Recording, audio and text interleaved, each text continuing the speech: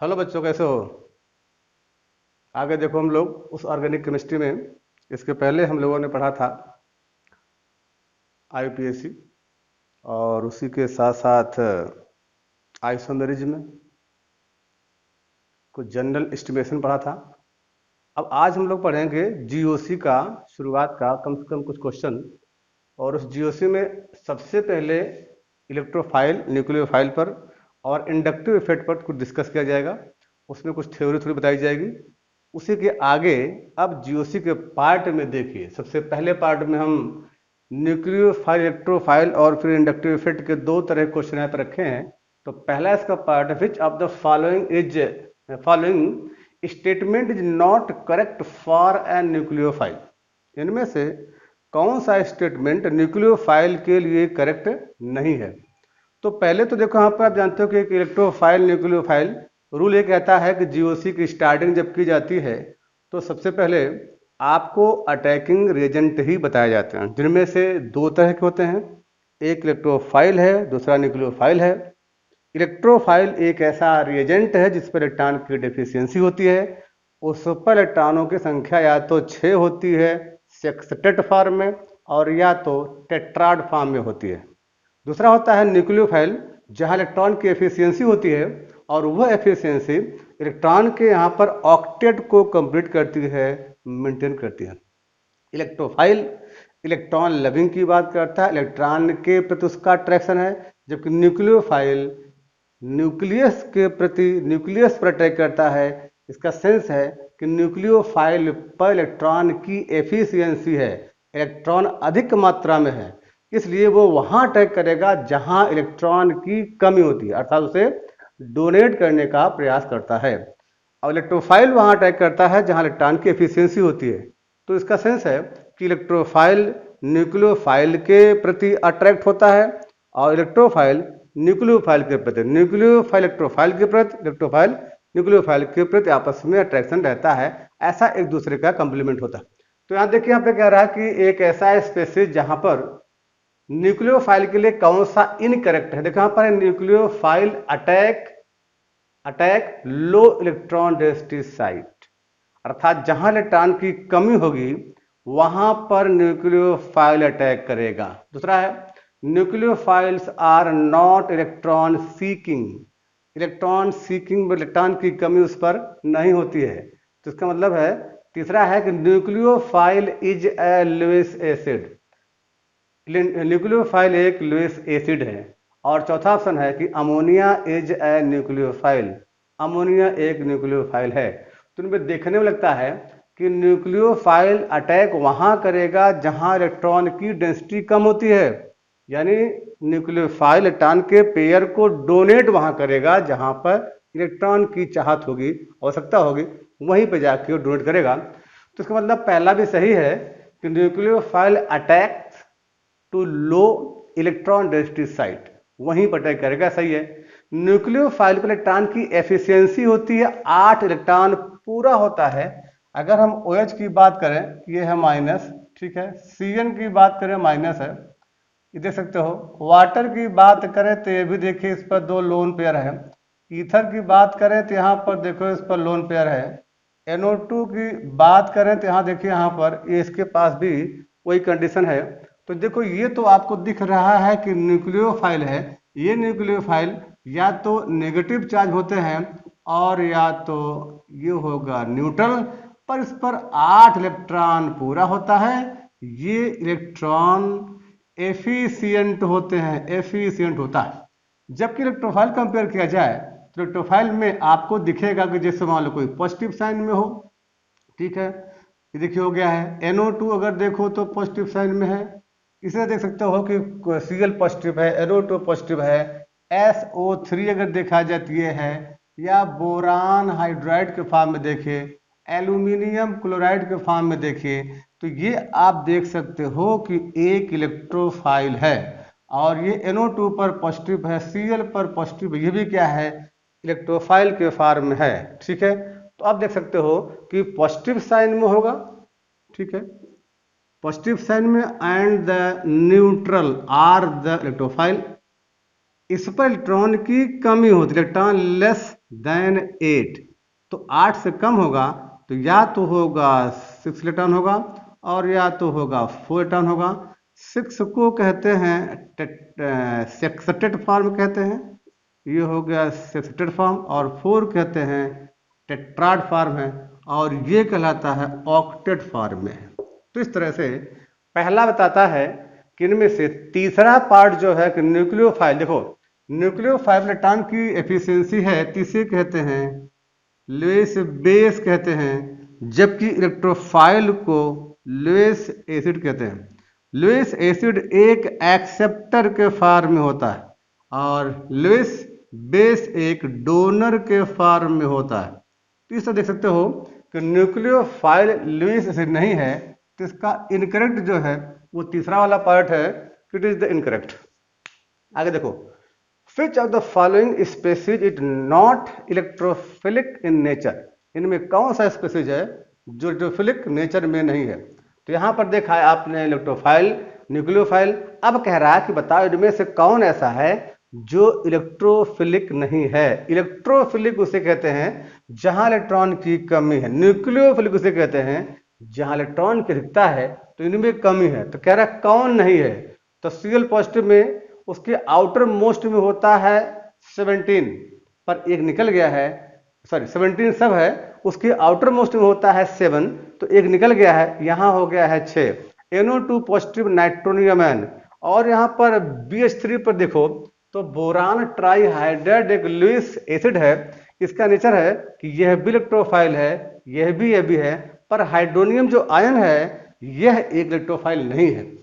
Hydronium ion electrophile नहीं है, जबकि अगर कहो कि H पॉजिटिव क्या है तो इस पर रिटर्न कमी है, यह इलेक्ट्रोफाइल हो सकता है।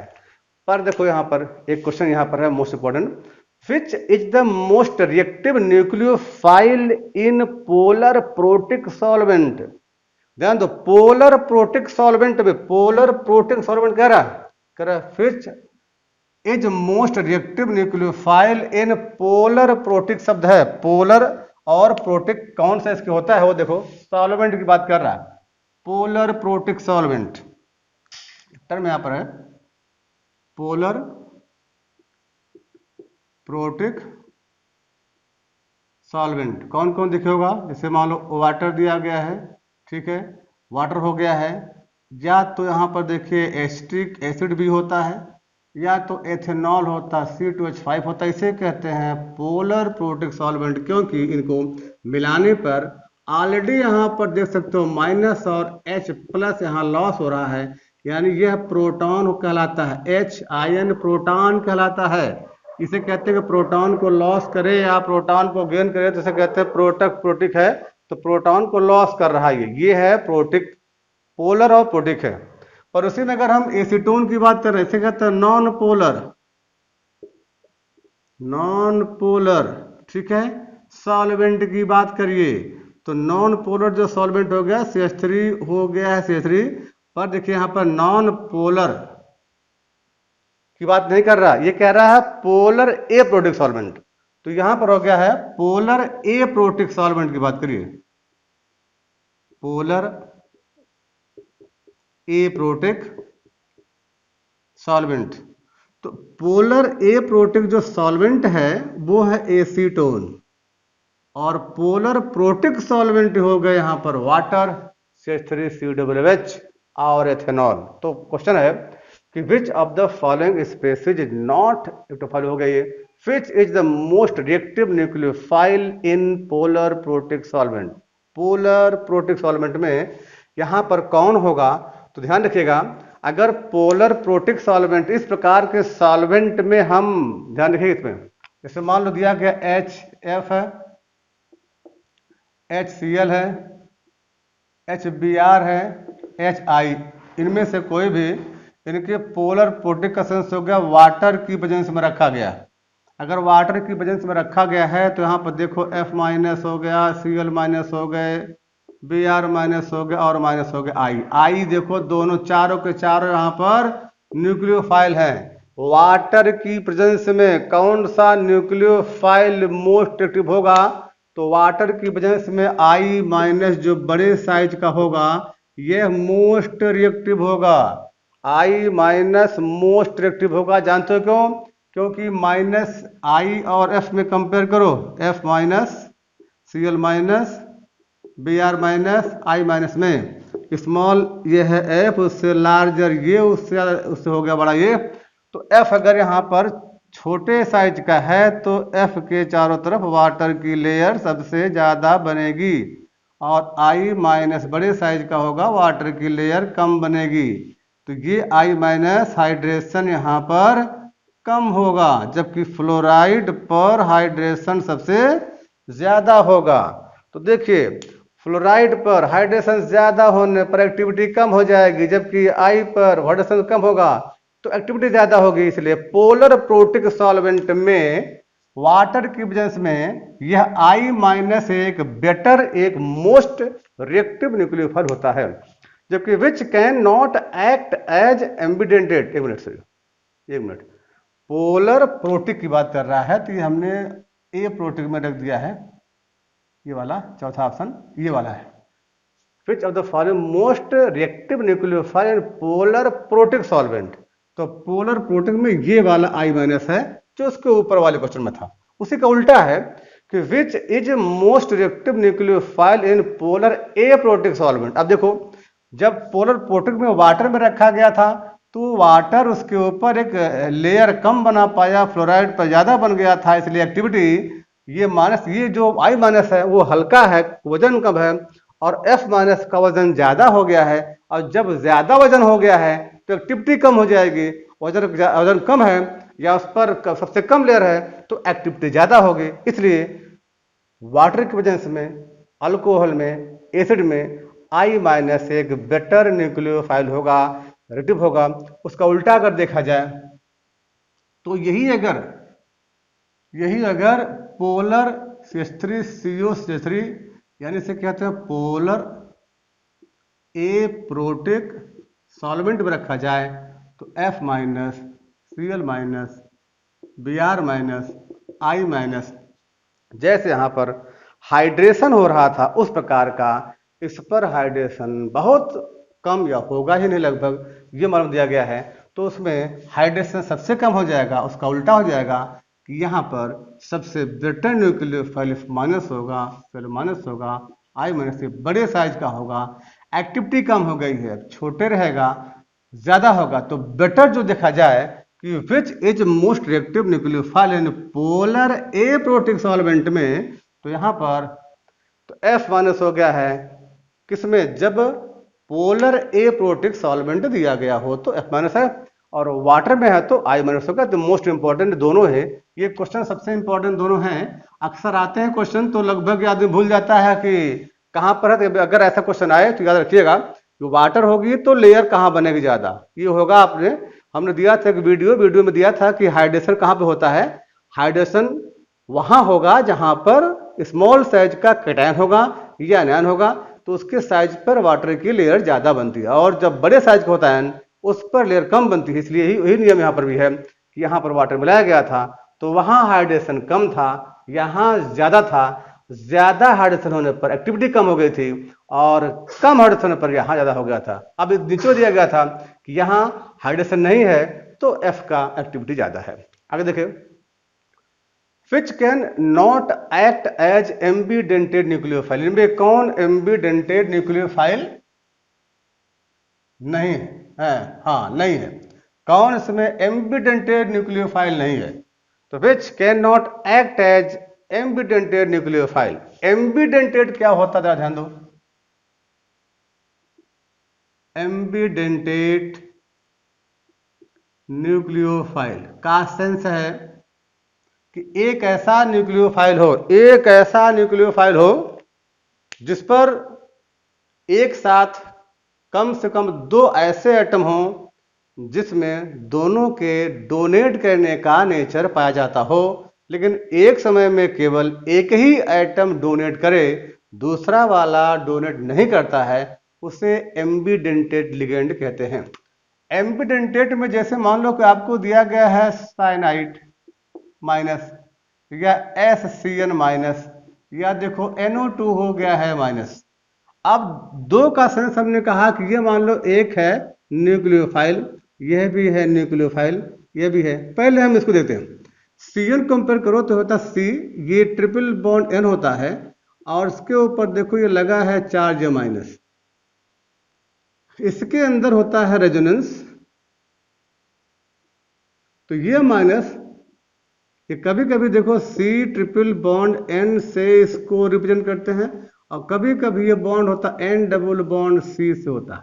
तो साइनाइड और ध्यान रखना, साइनाइड और आइसोसाइनाइड एक दूसरे के फंक्शनल आइसोमर हैं जिनमें यही नेचर है कि माइनस अगर C पे आ रहा है या माइनस अगर N पे आ रहा है तो एक समय में कार्बन कभी डोनेट करेगा तो दूसरे समय में कभी N डोनेट करेगा। तो इसमें डोनर आइटम के आधार पर होगा कि कौन इसके अंदर ये डोनेट कर सकता है, इसलिए साइनाइड एक एम्बिडेंटेट है। NO2 में कंपेयर करो तो देखिए ऐसा होता है, N है, ये डबल बॉन्ड ऑक्सीजन और ये ग्रुप मान लो दिया गया है O पर है, नीचे इसका है, ये कोऑर्डिनेट बॉन्ड है, एक बैलेंस इसकी फ्री दी गई है। अब यहाँ पर अगर NO2 मान लो दिया गया है इस तरह का, NO2 के फॉर्म में है, ठीक है भाई। दूसरा पर होता O single bond N double bond O है, ऐसा दिया गया है। तो नाइट्रो का साथी जो होता है ये नाइट्राइट है, तो ये दोनों देखा जाए एक दूसरे के फंक्शनल आइसोमर हैं। नाइट्रो यहां पर ज्वाइंट होता है या तो O होगा, तो डोनेट करने वाला एटम इसके अंदर N भी है और O भी है, लेकिन एक समय में N डोनेट कर सकता है तो हो सकता है दूसरे कंपाउंड के अंदर दूसरा O कर सकता है। तो NO2 और ONO यहाँ पर दोनों साइटें हैं, लेकिन एक समय में केवल एक ही डोनेट करता है, इसलिए NO2 भी एम्बिडेंटेड लिगेंड कह सकते हो या एम्बिडेंटेड न्यूक्लियोफाइल है। तो साइनाइड भी एम्बिडेंटेड है, NO2 भी है, SCN है, लेकिन OH यहाँ पर एम्बिडेंटेड न्यूक्लियोफाइल नहीं है, क्योंकि यहाँ पर ऑलरेडी O पर माइनस चार्ज पाया जा रहा है, तो केवल O माइनस वाला ही डोनेट करेगा, H वाला वहां पर डोनेट नहीं करेगा। आगे देखो, नेक्स्ट यहाँ पर दिया गया है क्वेश्चन, देखो, which of the following have high positive inductive effect. अब यहां पर क्वेश्चन आ गया इलेक्ट्रॉनों के डिस्प्लेसमेंट पर। ध्यान रखिएगा कि जीओसी जो होता है वो जीओसी के दो पार्ट में पढ़ना होता आपको है, ये केवल हम आपको क्वेश्चन डिक्टेट कर रहे हैं और जहां जैसी आवश्यकता होती है वही थ्योरी बता रहे हैं। हम इसकी थ्योरी पूरा नहीं पढ़ा रहे हैं, केवल क्वेश्चन पर आए हुए थ्योरी को ही इस पर डिक्टेट किया जा रहा है। ध्यान रखिएगा, जीओसी पढ़ने के लिए सबसे पहले हम लोग पढ़ते हैं कि ये अटैकिंग रिएजेंट होता है, तो आप लोग इसे अपने पास पहले से पढ़ रखा होगा। अटैकिंग रिएजेंट के बाद फिर आपको पढ़ना होता है डिस्प्लेसमेंट ऑफ इलेक्ट्रॉन। ध्यान रखिएगा, displacement of electron. Displacement of electron होता है, एक तो होता है इंडक्टिव इफेक्ट, ठीक है, दूसरा होता है देखिए इलेक्ट्रोमेरिक इफेक्ट होता है, और तीसरा होता है रेजोनेंस इफेक्ट या मेसोमेरिक इफेक्ट होता है, ये होता है। और चौथा इसके अंदर होता है हाइपर कॉन्जुगेशन होता है, ठीक है, हाइपर कॉन्जुगेशन होता है। तो चार इफेक्ट होते हैं, inductive effect, electromeric effect, resonance और हाइपर कॉन्जुगेशन। ये चारों इफेक्ट पर पहले कुछ क्वेश्चन हम लोग कर लेंगे, तब इसके बाद आएंगे तीसरे पार्ट पर। इसका पहला पार्ट, दूसरा पार्ट, तीसरे पार्ट आएंगे, और वो तीसरा पार्ट होगा डिसोसिएशन, ठीक है, या बॉन्ड फिशन कह सकते हो, यही पढ़ते हैं बॉन्ड फिशन कहते हैं। और ये बॉन्ड फिशन दो होता है, एक कहलाता है होमोलिसिस, दूसरा कहलाता है हेट्रोलिसिस। तो ये जीओसी के तीन पार्ट में से हैं। रिएजेंट पर क्वेश्चन दिया गया था, अब हम क्वेश्चन करने जा रहे हैं डिस्प्लेसमेंट इलेक्ट्रॉन पर। डिस्प्लेसमेंट ऑफ इलेक्ट्रॉन पर हम पहला पढ़ने जा रहे हैं इंडक्टिव इफेक्ट पर। इंडक्टिव इफेक्ट पर हमने दो क्वेश्चन दिए हैं, एक ये दिया गया है, एक ये दिया, तीन क्वेश्चन नीचे दिया गया है, ये इंडक्टिव इफेक्ट पर है। पर इंडक्टिव इफेक्ट के जानने के लिए जरा थोड़ा सा हम लोग इस पर डिस्कस कर लें, इंडक्टिव इफेक्ट के विषय में थोड़ा सा डिस्कस कर लें इस पर कि क्या कैसा होता है वो जान लीजिए। जैसे मान लो दिया क्वेश्चन में कि विच of the following have high positive I effect, कौन इसके अंदर पॉजिटिव आई इफेक्ट ज्यादा है ये बताना आपको है। पर देखिए यहाँ पर जो दिया है वो CH3, ये है ट्राई मिथाइल, ठीक है ना, ये ट्राई देखो ना 3 दिया गया, या टर्सरी ब्यूटाइल है ये देखो यहाँ पर क्या है, मेथाइड है, ये ऑक्साइड है, और ये कौन से फॉर्म में है, कार्बो ऑक्सीडेट फॉर्म में है। तो इस तरह का नेचर पाया जा रहा है। अब कैसे होगा उसको देखो। तो इनमें ये पॉजिटिव आई इफेक्ट वाले सारे हैं कि माइनस आई इफेक्ट वाले सारे हैं, उनको जान लीजिए। देखिए हम थोड़ा सा डिस्कस कर रहे हैं इसके अंदर इंडक्टिव इफेक्ट क्या है। ठीक है, इसे हम आई से रिप्रेजेंट कर रहे हैं। ध्यान रखना, कार्बन की चेन पर एक ग्रुप यहां लगा एक्स या ये लगा है वाई, कार्बन की एक चेन पर ये ग्रुप लगा यहां पर एक्स। एक्स को हम कह रहे हैं electron withdrawing group, Y को कह रहे हैं इलेक्ट्रॉन डोनेटिंग ग्रुप, अर्थात इलेक्ट्रॉन रिलीज करने वाला ग्रुप है। इसे कहते हैं इलेक्ट्रॉन डोनेटिंग, ये ग्रुप है, ये है, इसको कहते हैं इलेक्ट्रॉन विद ड्राइंग ग्रुप। ठीक है, इलेक्ट्रॉन विद ड्राइंग ग्रुप का मतलब होता है कि ये इलेक्ट्रॉन बाहर की तरफ खींचेगा। देखो इसका नेचर है कि इलेक्ट्रॉन चेन को डोनेट करता है। ठीक, तो पहला कार्बन, दूसरा कार्बन, तीसरा, चौथा, इसका प्रभाव जो होगा, अगर इलेक्ट्रॉन ये ग्रुप इसे डोनेट कर रहा है तो रिंग पर माने चेन पर बताओ नेगेटिव चार्ज बढ़ेगा, नेगेटिव चार्ज इंक्रीजेस। ठीक है, जिसका प्रभाव सबसे वाले पहले कार्बन पर सबसे ज्यादा होगा, दूसरे वाले कार्बन पर उससे कम होगा, तीसरे वाले कार्बन पर जाकर उसका प्रभाव लगभग जीरो होता है या जीरो नहीं हो पाया कुछ मालूम होगा, तो लास्ट में इसका प्रभाव जीरो होता है। तो एक ऐसा ग्रुप, एक ऐसा एटम जो इलेक्ट्रॉन का डोनेशन चेन की तरफ करता है, जिससे चेन पर नेगेटिव चार्ज इलेक्ट्रॉन की डेंसिटी बढ़ जाती है, उसका प्रभाव उसके पहले कार्बन पे सबसे ज्यादा, दूसरे वाले पर उससे कम, तीसरे वाले पर और कम या शून्य होता है। अगर उसका प्रभाव कुछ मालूम हो रहा हो तो चौथे वाले कार्बन पर इसका प्रभाव बिल्कुल शून्य हो जाता है। अब वो कौन से ऐसे ग्रुप हैं जिनमें पॉजिटिव आई इफेक्ट, जैसे इसको दिखाया गया है, यह एक जो हमने एग्जाम्पल दिया है वो पॉजिटिव आई इफेक्ट का प्रभाव है, और दूसरा दिया हमने है माइनस आई इफेक्ट है। तो एक ऐसा ग्रुप जो इलेक्ट्रॉन की डेंसिटी को चेन की तरफ डोनेट करता है, उस ग्रुप का चेन के ऊपर डाला गया प्रभाव पॉजिटिव आई इफेक्ट होता है।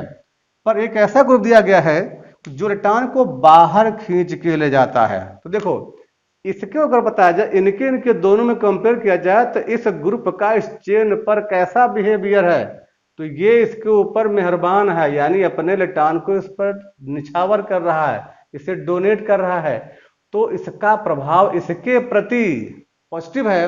लेकिन कार्बन का प्रभाव इस वाई के प्रति नेगेटिव है, क्योंकि ये खींच रहा है। तो वाई एक नेचर ऐसा है जो डोनेट कर रहा है। पर देखो एक यह ग्रुप है जो नेगेटिव नेचर का, इसकी सोच ही विचार नेगेटिव है, तो इलेक्ट्रॉन को क्या करेगा, वह बाहर की तरफ खींच कर ले जाएगा। अगर बाहर खींच कर ले जाएगा तो इस पर माइनस चार्ज होगा, पर माइनस होगा तो पहले कार्बन पर, दूसरे, तीसरे, चौथे पर इस पर पॉजिटिव चार्ज डेवलप होगा, इस पर और कम होगा, इस पर और कम हो जाएगा, यहाँ हाजिर हो जाएगा। यानी अगर चेन से या रिंग से इलेक्ट्रॉन बाहर की तरफ जाए तो उस ग्रुप का नेचर चेन पर नेगेटिव होगा, लेकिन उसका उल्टा चेन पे देखा जाए तो चेन पर चेन का नेचर, चेन का प्रभाव उस ग्रुप के प्रति पॉजिटिव है।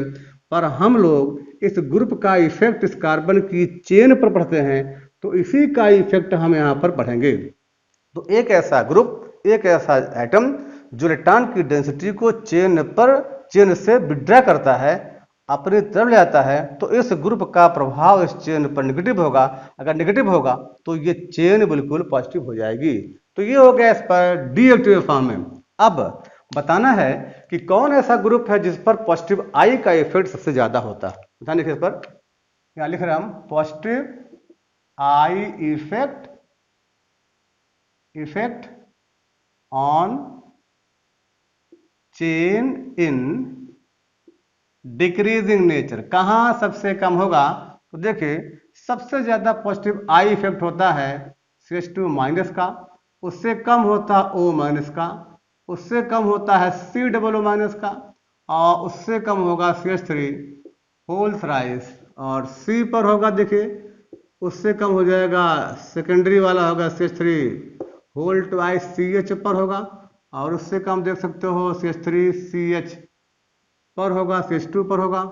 उससे कम अगर कंपेयर करो तो सबसे कम हो जाएगा H का। तो कह सकते हो एक ऐसा ग्रुप, एक ऐसा एटम जिसकी डोनेशन पावर हाइड्रोजन से ज्यादा हो, वह पॉजिटिव आई इफेक्ट वाले ग्रुप होते हैं। अब वो कौन सा ग्रुप है जो रिंग पर निगेटिविटी ज्यादा उसकी होगी, तो यहां लिखा रहे हैं पर -I इफेक्ट, ठीक है। तो देखिए यहां पर होगा सबसे ज्यादा NR3 पॉजिटिव का, NR3 देखो ग्रुप है NR3NO2 साइनाइड SO3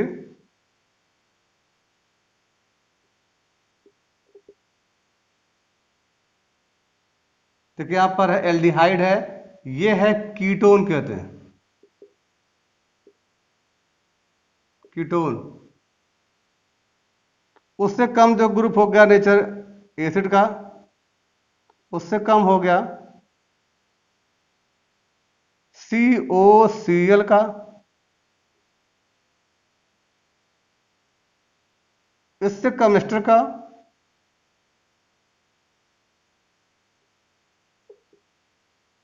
उससे कम एमाइड का, फिर फ्लोरीन, क्लोरीन, ब्रोमीन, आयोडीन, यहाँ देखो OH, ईथर, NH2, बेंजीन का भी होगा NH2 बेंजीन। आप देख सकते हो उससे कम अगर करो कंपेयर में H, देखो H हमने यहां पर भी दिखाया, H यहां पे दिखाया, बस अंतर यह है कि H से ज्यादा डोनेट करने वाले नेचर वाले ग्रुप का नाम पॉजिटिव आई इफेक्ट है, और H से ज्यादा विड्रॉ करने वाले ग्रुप का नाम माइनस आई इफेक्ट होता है, क्योंकि H का आई इफेक्ट 0 होता है, H का आई इफेक्ट 0 है, H का आई इफेक्ट 0 है, H का आई इफेक्ट 0 है, तो उससे ज्यादा डोनेट करने वाला पॉजिटिव हो गया, उससे ज्यादा एक्सेप्ट करने वाला ये नेगेटिव हो गया। नेगेटिव में ये शायद देखो सबसे ज्यादा नेगेटिव नेगेटिव घटते घटते घटते घटते घटते घटते 0 हो गया, फिर वहां से बढ़ते बढ़ते पॉजिटिव हो रहा है, तो ये सबसे ज्यादा पॉजिटिव आई, उससे कम आई, पॉजिटिव आई, घटते घटते घटते पॉजिटिव आई 0 हो गया। अब पॉजिटिव आई से आगे नेगेटिव आई बढ़ रहा है, बढ़ते बढ़ते बढ़ते बढ़ते बढ़ते बढ़ते -I यहाँ सबसे ज्यादा है। तो ये क्वेश्चन देखो, विच of the following has high positive I effect, तो देख सकते हो इसका ऑप्शन दूसरा है, सेकेंड है, जिस पर इसका नेचर +I इफेक्ट सबसे ज्यादा है जो दिखाया गया। नेक्स्ट है, अब इसी आई इफेक्ट के आधार पर, ये याद कर लीजिएगा क्रम, इसी के आई के आधार पर हमको यहां पर ये ग्रुप बताना है कि कौन सबसे ज्यादा रिएक्टिव है। देखिए ये मान लो कि आपको छोटा सा है कि टर्सरी है, सेकेंडरी है, प्राइमरी है, मिथाइल है, और COO है, -O H2 है, ये याद हो जाएगा। पर इसको याद करने में थोड़ी दिक्कत होती है, तो हम इसको याद करने का एक तरीका बता दे रहे हैं, और उसी तरह से आप उसे याद करिए जिससे आपको जल्दी से याद हो जाएगा। देखिए यहां पर, यहां दिखा है NR3 है, NO2 है, साइनाइड है, SO3 है, तो इसको हम लिख रहे हैं, देखो पढ़ रहे हैं, नर3 NO2 SnSO3 कहो कोर से क्या कहना, कूह कोकल कूर को नष्टु, फ्लोरीन क्लोरीन ब्रोमीन को, फिर उसी प्रकार से आप OR के आधार पर करना। इतना याद करिए, नर3 NO2 SnSO3 कहो कोर से क्या कहना, कूह कोकल कूर को नष्टु, यहाँ तो दिया गया, फिर fluorine chlorine bromine iodine OH OR NH2 benzene, और ये सब का नेचर यहाँ पर -I इफेक्ट है। ठीक है, एक बार सुनिए, नर3 NR3 है, नर3 NO2 है, NO2 नर3 NH3 है, NH3 नर3 NH3 NO2 नर3 NH3 NO2 SnSO3 कहो कोर से क्या कहना, कूह कोकल कूर कुनष्टु। तो इतना आप देखो, मान लो आपको ये क्रम इतना बता दे रहा है, बाकी से भी जोड़ लीजिएगा। ये देखिए यहां पर है नर 3, नर 3 का मतलब है NR3, NR3 में NR नर हो गया, ये 3 हो गया नर 3। आगे है नह 3, ये हो गया है NH3 पॉजिटिव, नर 3 नह 3 NO2, ये देखो है NO2 NO2, नर 3 नह 3 NO2 सन SO3, आगे यहां पर है सन SO3, नर 3 नह 3 NO2 सन SO3। ठीक है, आगे जोड़ दे रहे हैं कहो, कहो, आगे शब्द है कोर। अब इसमें देखिए हमें लाइन बता रखा है नर 3 नाटू सन SO3 कहो, कहो कोर। अब आगे हम जोड़ दे रहे से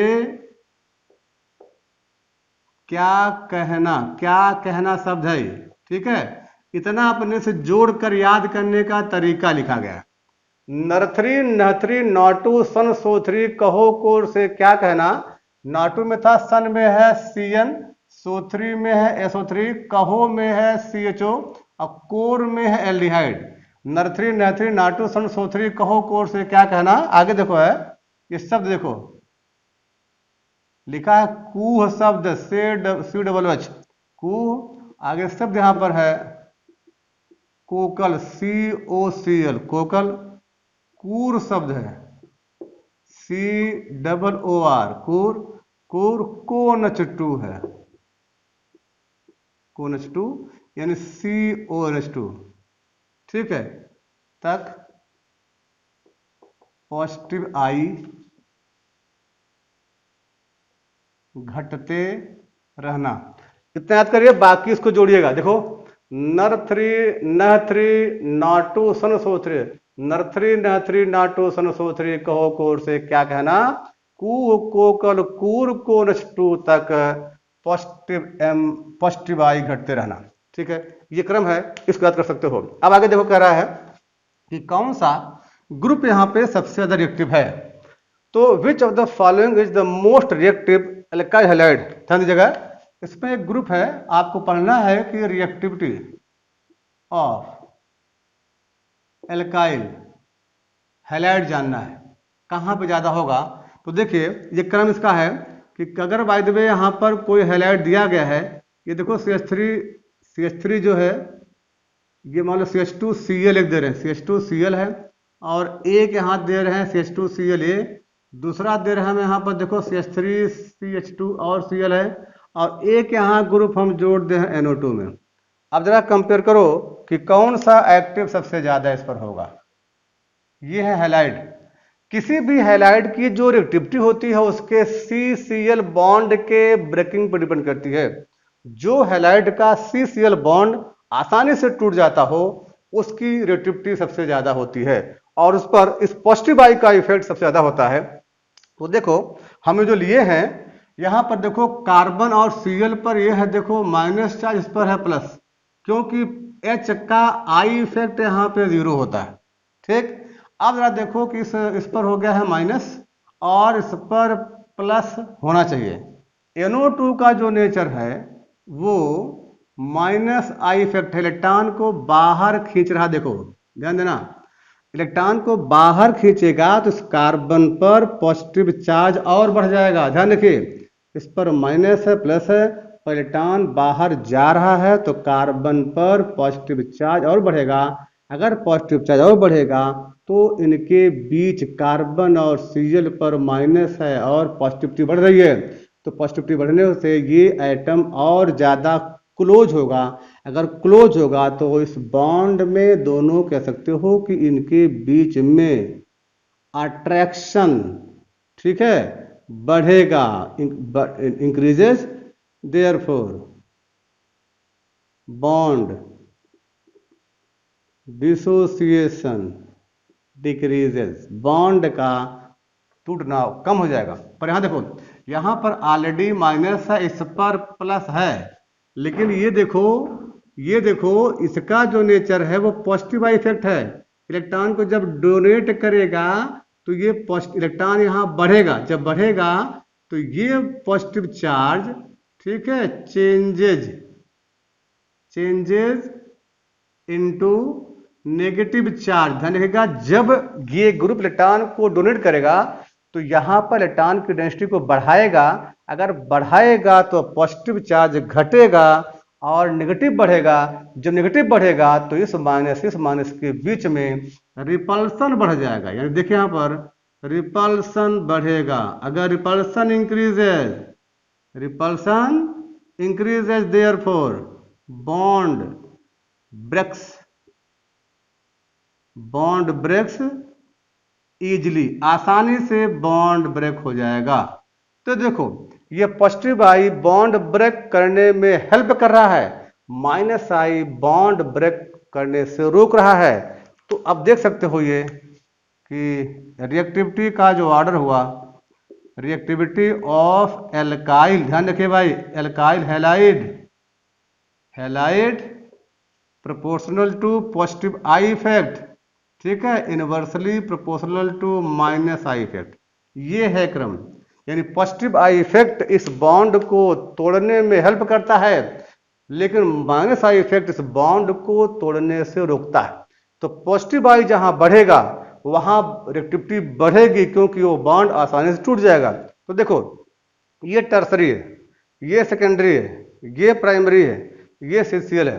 तो यहाँ पर पॉजिटिव आई इफेक्ट सबसे कम, उससे ज्यादा पॉजिटिव आई इसका है, उससे ज्यादा पॉजिटिव आई इसका, इससे ज्यादा पॉजिटिव आई यहाँ है। तो ये पॉजिटिव आई सबसे ज्यादा है, और जिसका पॉजिटिव आई ज्यादा होगा उसकी एक्टिविटी सबसे ज्यादा होती है।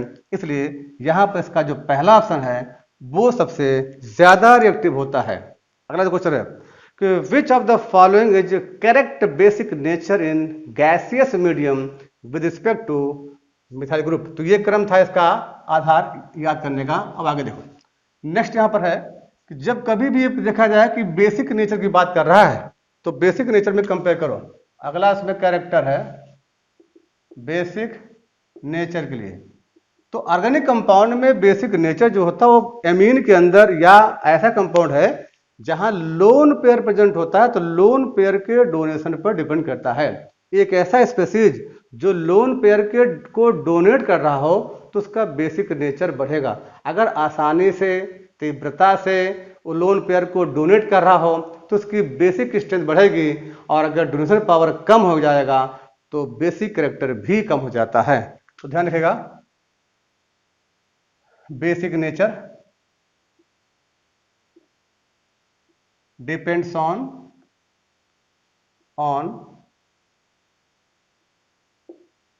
Donation power of lone pair. ठीक है, लोन पेयर इलेक्ट्रॉन पर डिपेंड करता है।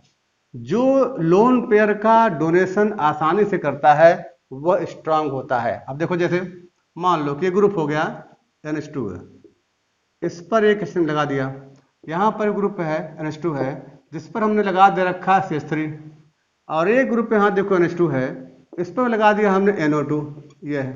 तो NO2 में देखा है, यहाँ पर देखा है, अब कंपेयर करो कि H का जो पॉजिटिव आई इफेक्ट है वो 0 हो गया आई इफेक्ट, लेकिन यहाँ CH3 का पॉजिटिव आई इफेक्ट है और NO2 यहाँ पर माइनस आई इफेक्ट वाला है। इलेक्ट्रॉन को बाहर ले जाएगा, ये इलेक्ट्रॉन को डोनेट करेगा।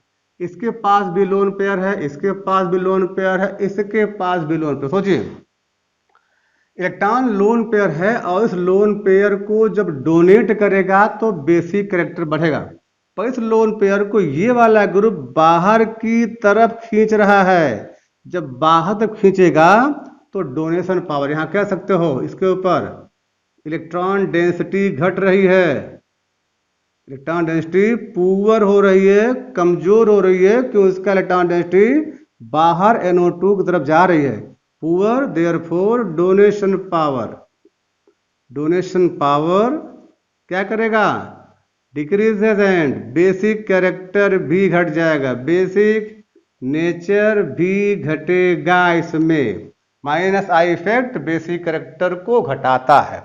पर यहां देखो, ये पॉजिटिव आई का हो गया, इसके पास इलेक्ट्रॉन डेंसिटी बढ़ेगी।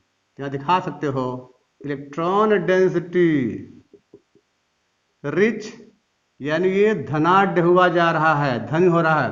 इलेक्ट्रॉन डेंसिटी इसका रिच हो रहा है, देयरफॉर इसका डोनेशन पावर भी बढ़ेगा, donation power increases and basic nature also increases. देखो बेसिक नेचर बढ़ेगा। इस तरह देख सकते हो कि जो रूल कहता है, रूल के अकॉर्डिंग अगर कंपेयर करो तो इसमें होगा basic nature is directly proportional to positive I effect but inversely proportional to minus I effect है। अगर किसी कंपाउंड के अंदर पॉजिटिव आई इफेक्ट बढ़ रहा होगा तो उसका बेसिक कैरेक्टर भी बढ़ेगा, लेकिन माइनस आई बढ़ रहा होगा तो उसका बेसिक कैरेक्टर कम हो जाएगा, यानी पॉजिटिव आई बढ़ने पर होगा। देखो यहाँ पर जैसे टर्सरी एमीन है, सेकेंडरी एमीन है, प्राइमरी एमीन है। अगर इसका एग्जाम्पल देखा जाए तो ये तीन दिए गए हैं, प्राइमरी, सेकेंडरी, टर्सरी। ये ग्रुप देखो है प्राइमरी का, CH3 है और NH2 है। और देखो ग्रुप यहाँ पर N, ठीक है, इस पर तीन ग्रुप हो गया। ये आ गया है सेकेंडरी, इस पर एक H हो गया। और ये देख सकते हो टर्सरी में ये ग्रुप हो गया है CH3, और ये भी ग्रुप देखो CH3 है, इस पर लोन पेयर ऐसा पाया जा रहा है। ठीक है, अब कंपेयर करो, ये इसका नेचर जो है पॉजिटिव आई इफेक्ट है। देखिए इसका यहाँ पर ये लोन पेयर है, और ये जो बॉन्ड दिया गया है ये ग्रुप है, ये पॉजिटिव आई है। इसका भी क्या है, पॉजिटिव आई है। इसका भी क्या है, पॉजिटिव आई इफेक्ट है। इस पर देखो तीन ग्रुप है, पॉजिटिव आई इफेक्ट, इस पर भी पॉजिटिव आई इफेक्ट, और इस पर पॉजिटिव आई इफेक्ट। अब देखो इलेक्ट्रॉन डेंसिटी इधर से ग्रुप से N पे जा रही है, ग्रुप से N पर आ रही है, तो यहाँ पर इलेक्ट्रॉन डेंसिटी बढ़ रही है, इलेक्ट्रॉन डेंसिटी इंक्रीजेज। ठीक है, ये बढ़ रही है। यहाँ देखो तीन तरफ से इलेक्ट्रॉन आ रहा है, तो यहाँ पर मैक्सिमम, ठीक है, मैक्सिमम इलेक्ट्रॉन डेंसिटी हो जाती है। अगर मैक्सिमम डेंसिटी हो जाती है तो देख सकते हो पॉजिटिव आई इफेक्ट बढ़ने पर बेसिक बढ़ेगा। तो ये है आपका टर्सरी, टर्सरी इसे कहते हैं, ये टर्सरी एमीन है, और ये सेकेंडरी एमीन है, और ये प्राइमरी एमीन है। तो इस रूल के अकॉर्डिंग अगर देखा जाए तो बेसिक कैरेक्टर, बेसिक नेचर, ठीक है, विद रिस्पेक्ट टू CH3 देखा जाए तो टर्सरी का सबसे ज़्यादा, सेकेंडरी का उससे कम, प्राइमरी का उससे कम। ठीक है, ये प्राइमरी एमीन का होगा। और ध्यान रखेगा यह जो होता है वह गैसियस स्टेट में होता है, यानी अगर देखा जाए तो गैसियस स्टेट में ये होता है, लेकिन अगर यही चीज़ें एक्वस मीडियम में रख दिया जाए, इन यानी वाटर के साथ मिलाकर एक्वस मीडियम में रखा जाए, तब वही थोड़ा उल्टा हो जाएगा, यानी सेकेंडरी एमीन का सबसे ज़्यादा होगा, उससे कम प्राइमरी एमीन का हो जाएगा, और सबसे कम टर्सरी एमीन का हो जाएगा। तो एक्वस मीडियम में सेकेंडरी का ज़्यादा, प्राइमरी का कम, टर्सरी का सबसे कम होगा, लेकिन गैसियस मीडियम में टर्सरी का ज़्यादा, सेकेंडरी का उससे कम, प्राइमरी का उससे कम।